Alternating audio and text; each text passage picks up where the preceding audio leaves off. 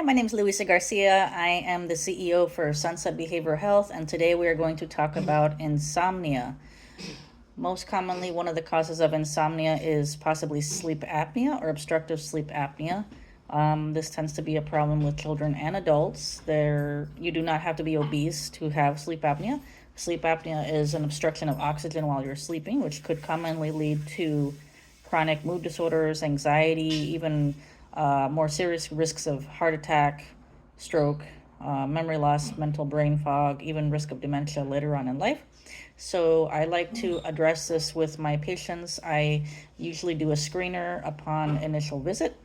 And I just want to give you a short disclaimer here that this segment is for educational purposes. It's not a substitute for professional care. If you're in crisis or need help with mental health, please reach out to your nearest licensed clinician or call emergency services or 988 or 911, one of those. So going back to the screener, I currently use the Stop Bang score for obstructive sleep apnea. So I'm going to go over the 8 questions that we commonly use and give you the answers that you have to choose. And if you score a 3 or higher, you might be at risk for severe obstructive sleep apnea, which would require further evaluation with a sleep study. And at that point, I would refer you to a sleep study in your area, or I can order a home sleep study for you. So first question is, do you snore loudly?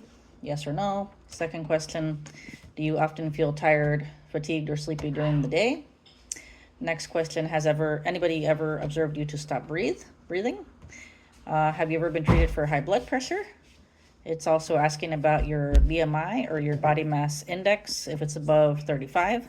It's asking about your age, whether you are above 50. It's asking about neck circumference, whether your neck circumference is greater than 15.5 inches, and also asking for patient gender, whether you're male or female. So depending on what your answers are, will determine your risk score. So we do this evaluation at all my mental health visits. I do see patients throughout Florida in virtual telehealth and mental health, and I do evaluate for insomnia. And so if I determine that there's a risk, I do order a sleep study for further evaluation to rule out whether your insomnia is coming from possible sleep apnea. And so yeah, that's pretty much one of the main screeners that I do here. And I'm happy to do the screen for you as well. I serve children, teen, and adults in psychiatric, mental health, telehealth. So with Sunset Behavioral Health. So you can book a free 15-minute consult with me at sbhmind.com. Once again, that's sbhmind.com. Or you can call us at 239-790-8822. And we have no wait list, so you can be seen within 48 hours. Thank you so much for your time today. And if you like this video and you want to see more, please write back to me and hit the like button and subscribe for further videos. Thank you. Have a good day.